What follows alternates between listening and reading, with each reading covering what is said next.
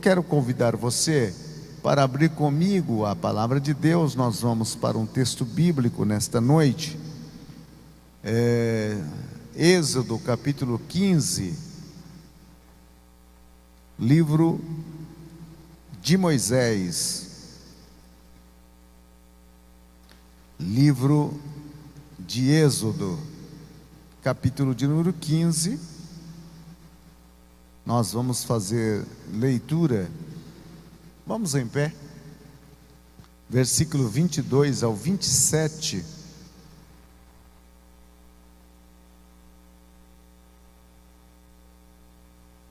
Glória a Deus. Louvado seja o nome do Senhor. Diz-nos a palavra do Senhor no versículo 22 do capítulo 15 de Êxodo.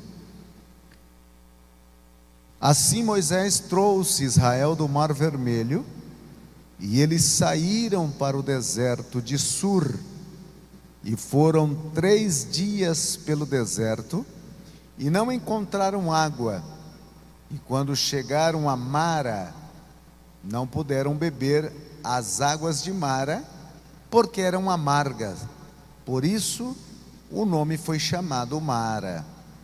E o povo murmurou contra Moisés, dizendo: o que beberemos? E ele clamou ao Senhor, e o Senhor lhe mostrou uma árvore que, quando ele lançou nas águas, as águas se tornaram doces. Ali fez para eles um estatuto e uma ordenança, e ali ele os testou. E disse: se diligentemente ouvires a voz do Senhor teu Deus, e fizeres o que é reto à sua vista, e deres teus ouvidos aos seus mandamentos, e guardares tudo os teus estatutos, não colocareis sobre ti nenhuma dessas doenças que eu trouxe sobre os egípcios, pois eu sou o Senhor que te cura. E chegaram a Elim, onde havia 12 fontes de águas e 70 palmeiras, e acamparam ali junto às águas. Podeis sentar, meus irmãos. Glória a Deus. O livro do Êxodo, o segundo livro da Bíblia, ele conta a história da saída do povo de Israel ali do Egito. Eles desceram para lá na época de Jacó, aproximadamente de 70 a 75 pessoas, e ali eles se multiplicaram num período de 400 anos e cresceram, tornaram-se uma nação dentro da outra. Porém os egípcios, usando de astúcia, escravizou aquele povo, de tal forma que até mesmo seus filhos do sexo masculino, por um edital do faraó, foram assassinados, jogados no Nilo para serem devorados pelos crocodilos. E nesse interim nasceu Moisés, e os seus pais viram que era uma criança bastante bonita. E qual é o pai que não acha o filho bonito? Até a coruja viu que era bonito e então escondeu ele. Não podendo esconder mais, a sua mãe fez uma arcazinha e colocou às margens do Nilo. E a sua irmã Miriam, a mais velha, foi observar o que ia acontecer, porque neste exato momento a filha de Faraó estava ali banhando-se com as suas moças, e escutou o choro do menino Moisés. Fato é que, tomando aquela criança, ela o adotou, e Moisés foi criado em toda a ciência do egípcio. Ele sabia e ele conhecia. Mas chegou um período que ele descobriu que na sua veia corria sangue judeu. E ele então se levantou contra um egípcio que estava espancando um judeu e o matou. E por isso foi descoberto e ele teve que fugir. Se hospedou em Mediana, a casa de Jetro, e ali casou com Zípora. Teve 2 filhos. E quando no monte Sinai, lá no Monte Horebe, na cadeia montanhosa do Sinai, num pico mais elevado conhecido como Monte Horebe, ele recebe o chamado. Através de uma sarça, Deus fala com ele, e ele volta ao Egito. E através de pragas que Deus envia sobre o Egito, ele tira o povo de Israel daquele cativeiro, com uma promessa de introduzi-los na terra prometida, como dizia ele, terra que mana leite e mel. E ao chegarem às margens do Mar Vermelho, com o faraó, com o que restou do seu exército atrás, na captura dos israelitas, o mar se abre e eles atravessam o mar em seco. Do outro lado é só festa, os corpos dos soldados egípcios flutuando sobre as águas do Mar Vermelho, Miriam cantando, Moisés cantando. E aí, antes de terminar o capítulo 15, ele chega num lugar, e ao chegar naquele lugar, eles estão com sede e tentam tomar as águas de uma fonte que ali estava, e não puderam tomar porque as águas eram amargas. E por as águas serem amargas, começaram a murmuração. E ao começarem a murmurar, a situação ficou bastante difícil. Eles já começaram a trazer certa afronta para o próprio Moisés, e afrontarem também a Deus, perguntando: o que vamos beber? As águas que tem aí não tem como ser consumidas, porque são águas amargosas, são águas que não servem para o consumo humano. E num deserto como aquele,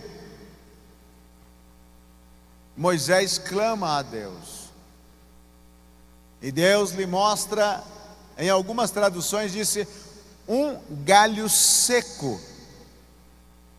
Um galho seco.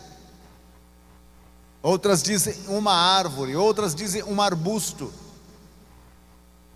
E ele lança sobre as águas, e aquelas águas se tornam águas potáveis, e o povo bebe. Mas o interessante desse texto é que a Bíblia disse: e o Senhor Deus os testou ali, os provou ali. E para que aquela prova? Era simplesmente para saber se o povo acreditavam em Deus ou não.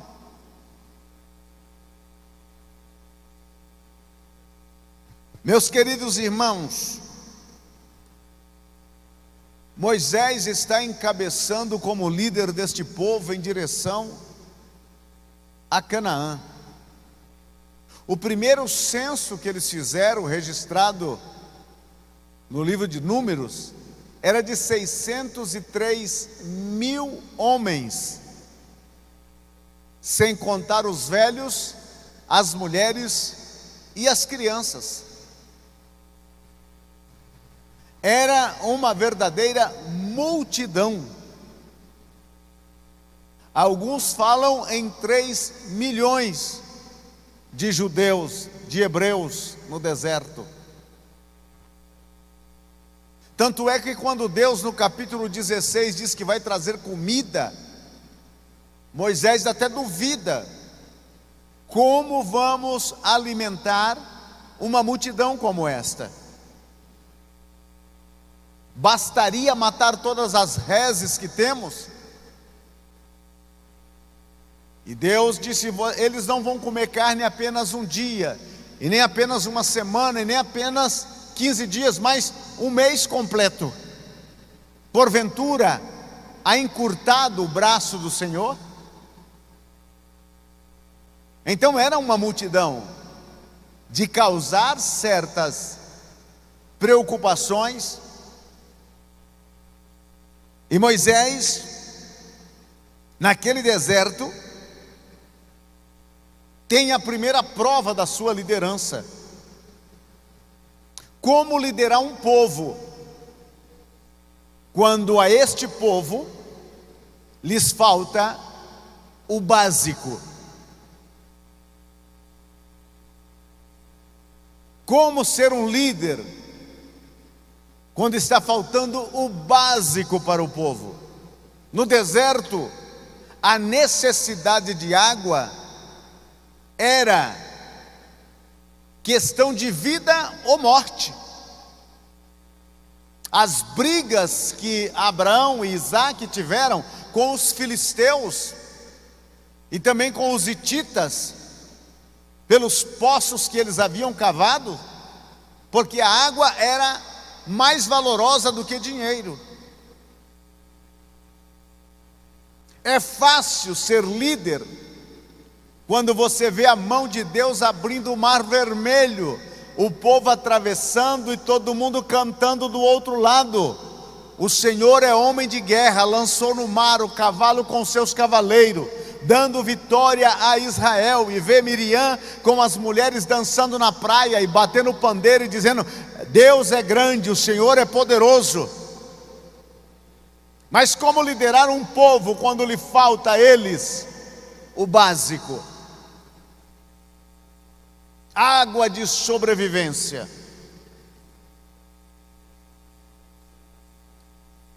Quando eles chegam naquela fonte de Mara, e Mara significa amarga, Noemi disse quando ela entrou em Belém: não me chame de Noemi, favorecida, mas me chame de Mara, porque o Senhor me amargou a vida. Eu de mãos cheias saí, e de mãos vazias estou voltando.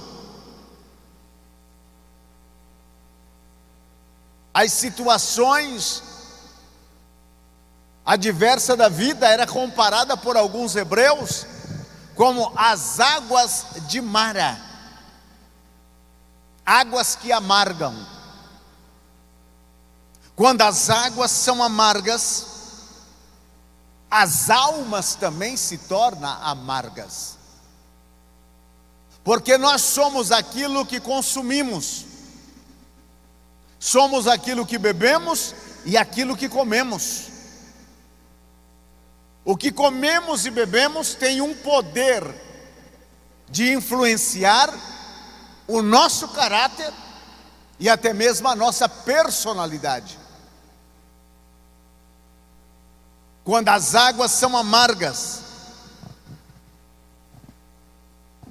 a primeira reação do povo: chegaram na fonte, e como naquela época não utilizavam copos, muitos deles se jogavam para beber de sorgo na água, ou então levando a mão e trazendo a boca. Eles experimentam, porque eu creio que eles estavam com sede. Haviam caminhado das margens do Mar Vermelho até uma distância para dentro do deserto. E quando avistaram aquela fonte de água, vieram com todas as forças, se jogando. E quando tomaram a água era amarga. Você pode notar a decepção. Quando mais eles precisavam do recurso, o recurso estava ali, mas não era o recurso que poderia suprir a necessidade que eles tinham. Quanto mais eles precisavam do recurso, as águas estavam ali, e era facilmente eles enganados por ela. É água, é água. mas eram as águas que não poderiam beber, estavam amargas. Quando as águas são amargas, o povo começa a murmurar. Foi a primeira atitude. Eles estão com sede, a fonte está aí, é só beber. Porém, ao provarem as águas, o sabor dela era amarga, e a decepção foi tão grande que já transpareceu a murmuração. Num deserto a pessoa precisa de águas, mas que águas que tire-lhe a sede. Quando as águas são amargas, há uma inquietação, porque os primeiros que provaram já saem trazendo a notícia: não serve para beber. Há uma inquietação entre o povo, e são 603 mil homens, sem contar mulheres, velhos, crianças. A notícia que se espalha: tem água, mas não serve para beber. Tem águas, mas elas são amargas. Tem água, mas a água não presta. Então a murmuração começa, a inquietação começa. E um povo inquieto, muitas vezes eles pensam não com o cérebro, mas com a necessidade. É a necessidade que faz o povo ir para a direita ou ir à esquerda. Eles pensam com o estômago, eles pensam com a necessidade que precisa ser suprida. A inquietação é real naquele deserto. Quando as águas são amargas, há uma insatisfação. Ainda que a promessa seja grande, mas as águas são amargas. E para chegar até a promessa da terra prometida, tem que passar por Mara. Muitas vezes estamos mais preocupados com as coisas boas que teremos pelo caminho, e esquecemos das fontes amargas que temos que provar pela jornada. No meu e no teu caminho sempre haverá uma fonte de águas amargas. E como era uma necessidade presente, eles agora começam a demonstrar a insatisfação. Esqueceram da promessa, esqueceram da terra que mana leite e mel, porque antes de eu usufruir do leite e o mel, tinha que provar as águas de Mara, tinham que ser testados naquelas águas. Eles estão insatisfeitos, e eles estão num deserto, e eles estão com sede. Eles precisam descedentarem ali. Eles não conseguem dar mais um passo sem que haja água, e água salutável, para que eles venham descedentar. Quando as águas são amargas, o povo está com fome e está também sem água. E eles tinham um desejo. Já no capítulo 16 transparece esse desejo. E eles já começam a dizer: como temos saudades lá do Egito, quando a gente sentava em volta daquelas panelas de carne. Ali nós tínhamos repolho, ali nós tínhamos cebola, ali nós tínhamos pepino, ali tínhamos alhos, a comida era temperada. Eles até esqueceram que eles eram escravos. Porque tendo água e comida, o povo esquece até mesmo das chibatadas que receberiam pelas costas. Mais do que comida e água, é a liberdade de poder escolher, de poder ir e vir aonde quiser, ser um homem livre, uma mulher livre, e caminhar em direção a uma pátria de promessa que o Deus Todo-Poderoso havia feito. Não poderia comparar com a carne do Egito, com o repolho do Egito, com a cebola do Egito, com o pepino do Egito, seja lá o que for, porque o que Deus tem sempre é melhor, mas tem que passar pela fonte de Mara. Quando as águas são amargas, o povo fica inquieto, insatisfeito, decepcionado. Será que vale a pena prosseguir? Não é melhor desistir? Milagres não muda ninguém. Esquece.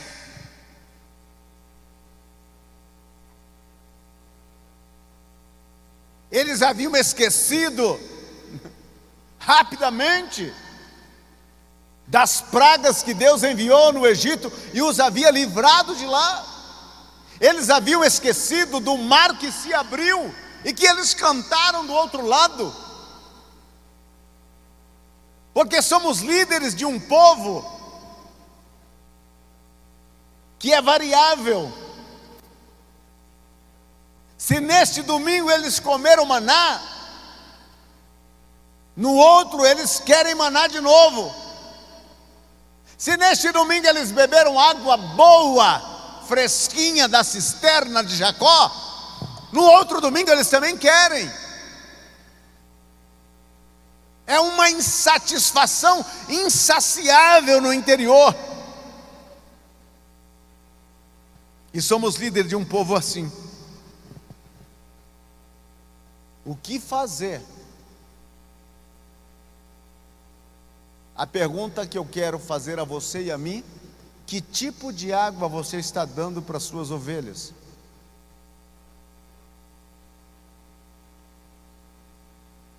A ovelha é conforme o tratamento que ela recebe do pastor. Ovelhas amargas é porque o pastor é Mara. É esse tipo de água que ele está dando. Deus precisou fazer algo ali. Era um teste que Deus estava fazendo. E agora Deus então entra em cena, porque o pastor Moisés está com um problema sério. Porque se aquele povo se rebela no deserto e volta, ficava Moisés e Arão e mais uns 4 ali. O restante ia embora.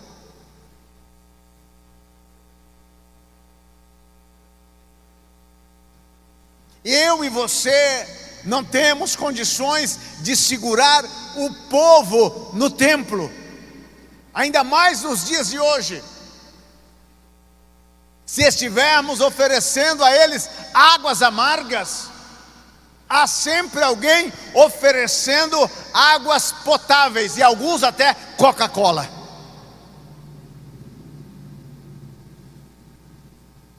Queiras os senhores entender ou não, há uma concorrência estabelecida. Se lá na minha fonte eu tenho uma plaquinha que diz Mara, e aqui na do vizinho tem uma plaquinha que dizendo Fanta,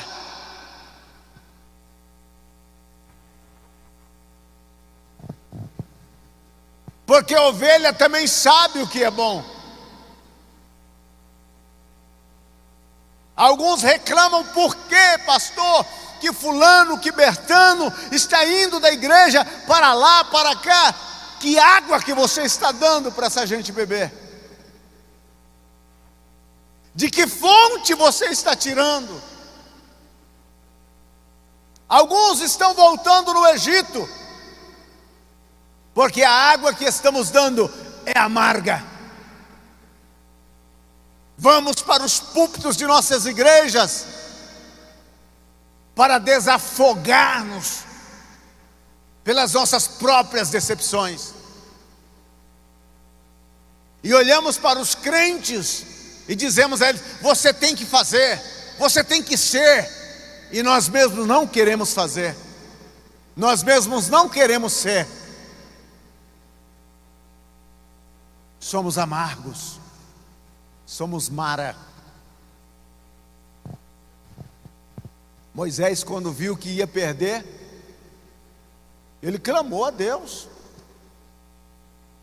O povo era de Deus, o povo é de Deus, e Deus comissionou você e eu para liderá-los a eles, para levá-los até Canaã.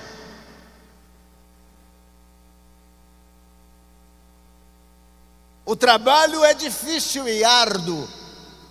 Não é fácil conduzir o povo pelo deserto.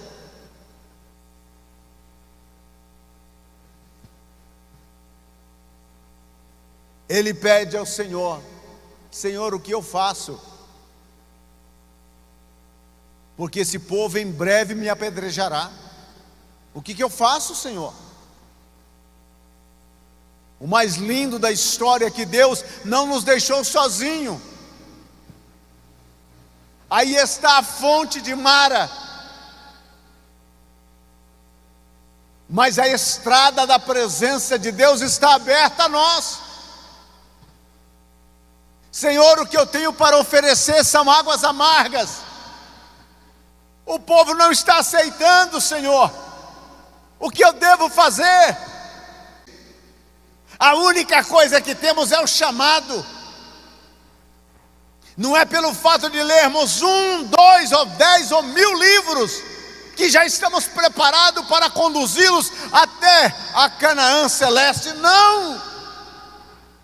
Porque nós não somos autossuficientes, nós não temos condições, somos homens e somos frágeis, mas estamos caminhando no deserto e indo à direção a Canaã, na expectativa de que Deus está indo conosco. Haverá fontes de águas amargosas, porém Ele está conosco. Se toda a água que temos é somente águas amargas para oferecer, podemos clamar a Deus e Ele pode vir socorrer-nos neste deserto. Aleluia! O que fez então é o que eu e você sempre devemos fazer: procurar orientação. Deus, o que eu devo fazer? O líder, seja ele líder de 2 formigas ou de 50 elefantes, ele tem que estar de joelho na presença do dono. 5 crentes só, pastor? Pois bem, lidera estes 5 como se você estivesse liderando uma multidão.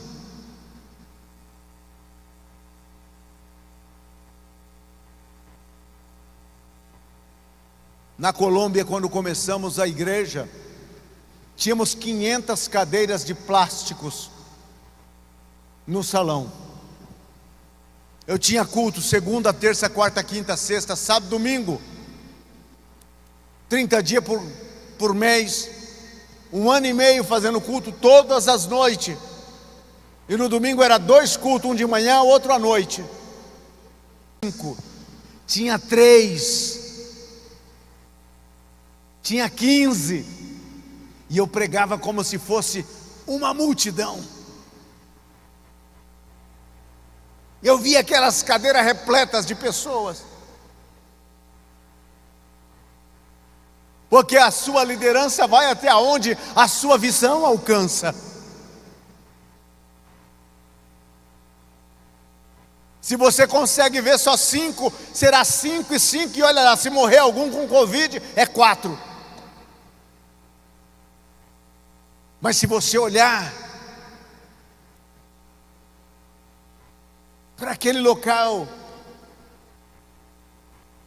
e poder vê-lo cheio, assim será. Assim será.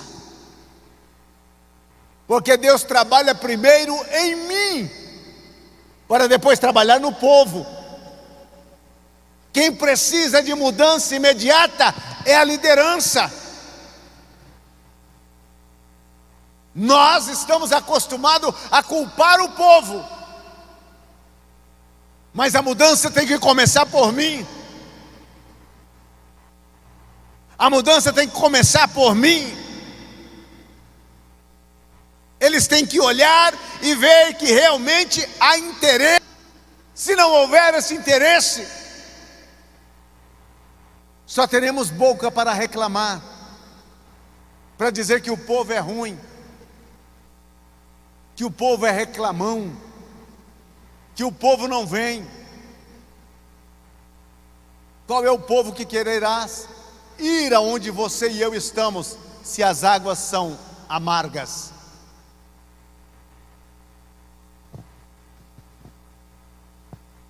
Quem tem que buscar a orientação de Deus para o povo é a liderança.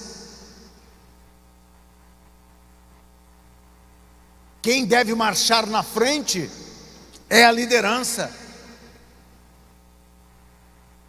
Quem deve apontar o caminho é a liderança. Quem deve dizer assim diz o Senhor, não é o profetinha da beira da estrada, não, é a liderança.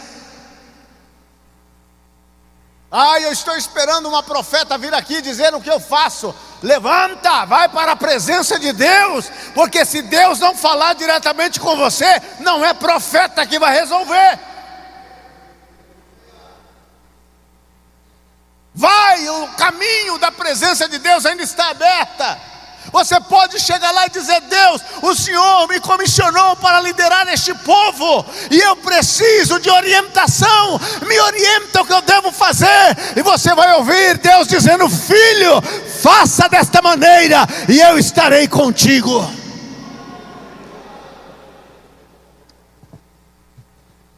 Quem tem que buscar a orientação divina é o líder.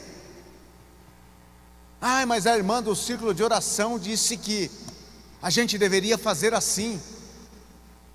Então sai da frente, deixa a irmã do círculo de oração dirigir a congregação. Mas os jovens não vão gostar. Eu e você somos líderes.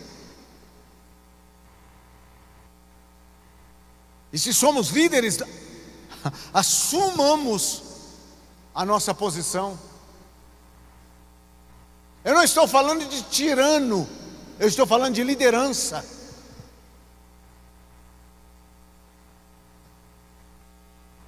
E o que fez Moisés? Ele podia se reunir também com o povo e começar: é amarga, é amarga, é amarga, vamos voltar para o Egito, porque tem líder que é assim. Um dá um grito e ele também acompanha. Tipo Maria vai com as outras. Tá ruim, não dá, não vai, não acontece nada. E ele emenda também no discurso. Não dá, aqui não acontece nada, pastor. Aqui nem grama nasce, parece mais o lugar onde o goleiro fica. Aqui não acontece absolutamente nada. E o povo diz: pastor, aqui é realmente assim.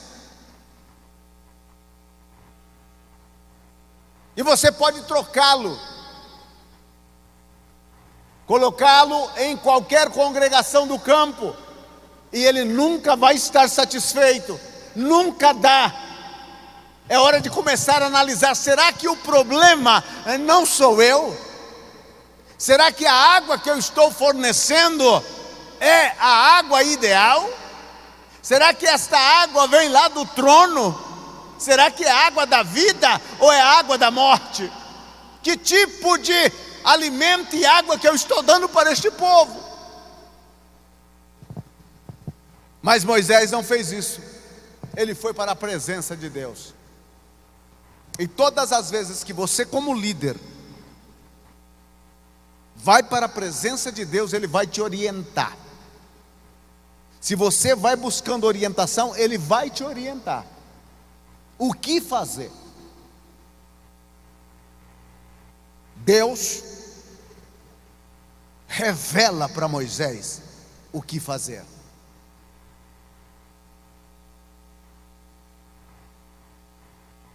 Eu e você precisamos sempre aguardar a orientação de Deus. Há muitas coisas que eu gostaria de ter feito. Há muitas decisões que eu gostaria de ter tomado. E hoje, depois de passado o tempo, eu noto que se tivesse tomado aquelas decisões, teria sido precipitado, imprudente. Esperar. Uma das coisas para a liderança que mais dói na alma é ter que esperar. Esperar não é fácil, porque espera é o... Você está... Muitos de nós citamos aquele Salmo 40 simplesmente para ocupar espaço ou para encher linguiça. Esperei com paciência no Senhor. Esperou coisa nenhuma. Já estava para jogar a casa todinha pela janela. Esperar. Esperar. Esperar. Esperar orientação. O povo é de Deus. Deus conhece a necessidade do seu povo. E se somos os líderes, Deus vai dar-nos a orientação para guiar o povo.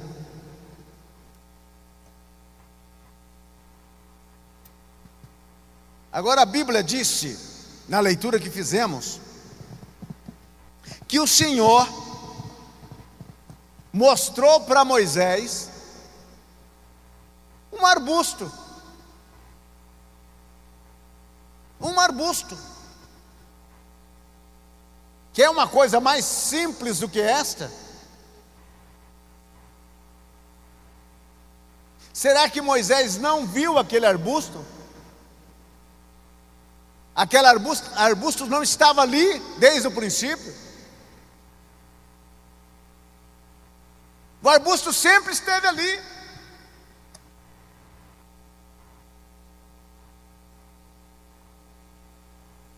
Já notou com você, muitas vezes, está com um problema grande na cabeça para resolver, e a solução está mais próxima do que você imaginava? Por que eu não pensei nisso antes? Por que eu não fiz isso assim? Ela está ali na sua mão. A única coisa que fez Deus foi mostrar o arbusto e dizer a Moisés o que deveria ser feito. Está vendo aquele arbusto, Moisés? Estou. Pega ele, joga na fonte das águas. E se Moisés tivesse visto o arbusto e tivesse por conta própria pegado o arbusto e jogado nas águas, tinha acontecido alguma coisa? Milagre só acontece quando há uma direção divina. Solução só aparece quando na equação da sua vida ou do problema você colocou Deus. Se você não colocar Deus, pode ter uma árvore cheia de açúcar, você pode jogar a árvore dentro da fonte de águas amargas, vai continuar amarga. Por quê? Porque a solução humana, a solução divina é quando Deus disse: pega, joga e bebe. Aleluia. Por que Deus trabalha assim? Simplesmente pelo fato de que se eu tomar essa decisão, no final eu vou chegar a Canaã. Não, mas não vou chegar a Canaã, sabe por quê? Porque eu vou achar que eu sou a pessoa que consegue solucionar os problemas do povo, e não é isto. Se Moisés tivesse visto o arbusto, tivesse jogado nas águas, as águas tivessem tornado-se saudáveis, ele ia dizer: invocar Deus para quê? Eu sempre vou ter uma solução. E Deus está cheio desses líderes que têm cabeça grande, mas não tem cérebro.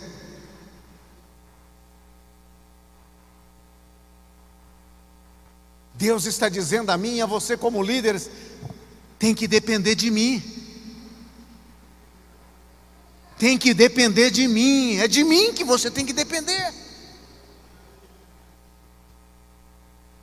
Ah, mas eu posso me virar sem Deus. Eu posso fazer sem Deus. E tem muita gente hoje tentando liderar o povo de Deus sem o dono do povo, que é Deus. Ah, não vamos pôr Deus nisso aqui não, que ele vai atrapalhar. Ah, não vamos chamar Deus para dentro dessa situação não, porque pode ser que não seja da vontade dele, e é da minha vontade. Conflitos de interesses, conflitos de vontades dentro da liderança. É o que eu quero, é como eu quero. Se não for do jeito que eu quero, eu faço birra, eu faço manha, e Deus fala: eu vou te meter uma vara no lombo. Por quê? Porque é do jeito que Deus quer, da forma como Ele quer. A receita dele sempre dá certo. Sempre dá certo. Está vendo, Moisés, aquele arbusto? Estou vendo, Senhor. Pega aquele arbusto. Tá bom, Senhor. Joga nas águas, Moisés.